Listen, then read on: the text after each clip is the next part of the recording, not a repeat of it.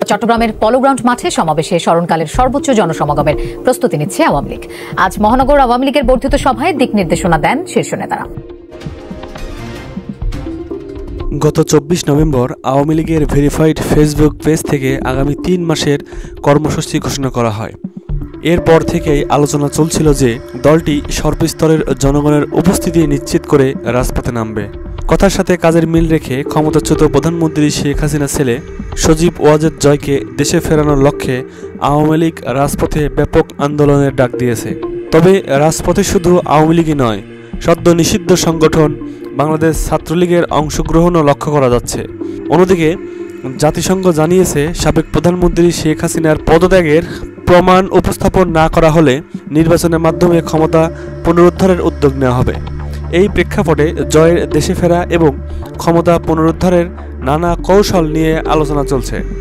বৈষম্য বিরোধী ছাত্র আন্দোলন থেকে শুরু হওয়া এক দফা দাবির পরিণতিতে সরকার পতন ঘটে এবং ক্ষমতাচ্যুত হয়ে দেশ ছাড়েন শেখ হাসিনা। তার দেশত্যাগের প্রায় 4 মাস পর সজীব ওয়াজেদ জয়কে দেশে ফিরিয়ে আনার লক্ষ্যে আওয়ামী লীগ রাজপথে আন্দোলন শুরু করেছে। জাতিসংঘ জানিয়েছে শেখ হাসিনার পদত্যাগপত্র না দেখাতে পারলে ন্যাশনাল পলিটিক্সের মাধ্যমে ক্ষমতা পুনরুদ্ধার করার পদক্ষেপ নেওয়া হবে।